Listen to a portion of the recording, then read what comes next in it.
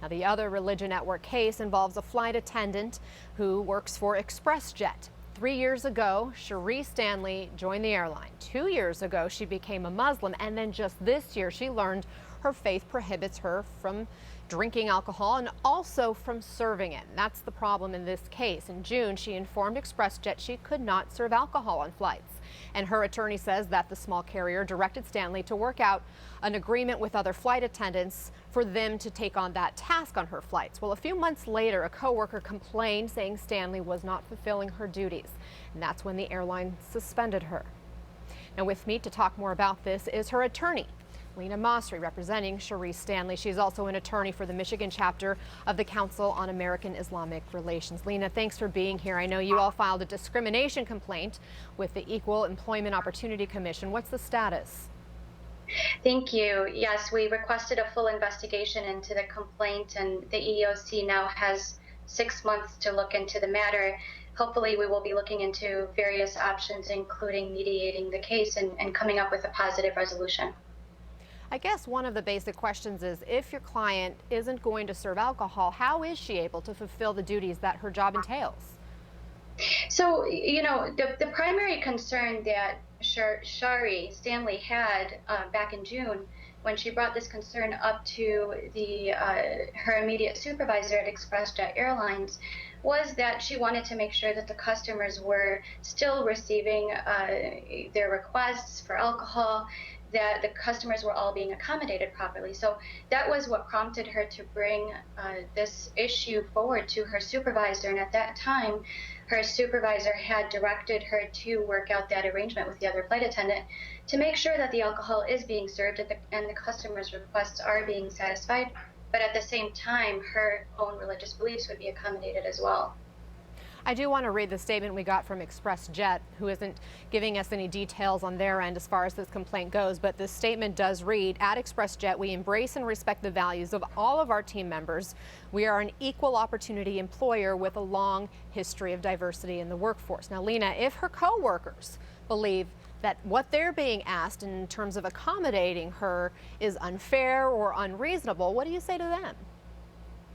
Well, what I would say is, just looking at the track record here, is since this accommodation was put in place, all of the other flight attendants were happy to accommodate that particular arrangement, and there has never been any issue. Even this particular flight attendant that filed a complaint, she even agreed to that accommodation and said that she had no issue with it.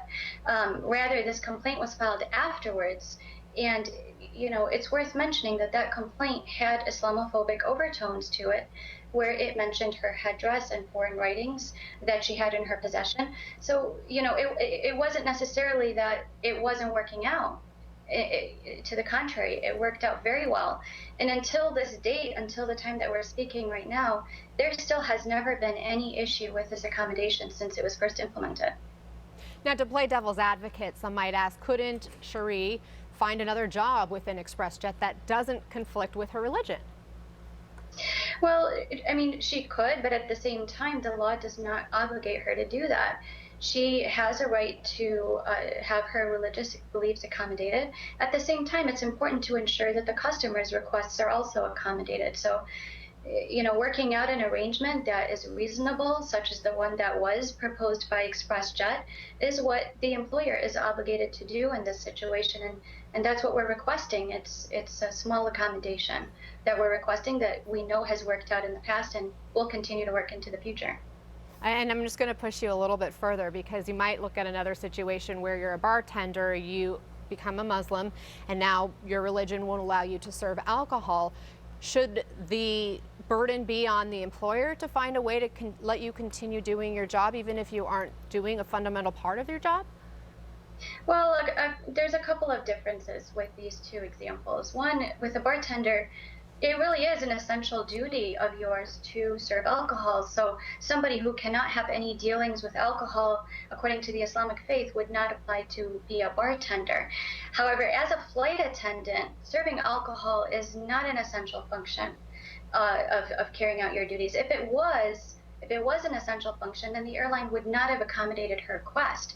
But clearly, the airline acknowledged that her duties can be carried out as a flight attendant in ensuring the safety and well-being of the passengers on board without having to serve alcohol. So there is always another flight attendant that is with her. So when a customer makes that request for alcohol, the other flight attendant would easily be able to accommodate that. So there's nothing being sacrificed here. It's just a matter of protecting her right to exercise her faith. All right, Lena Masri, I really appreciate you joining us, and do keep us posted as that complaint moves forward through the system.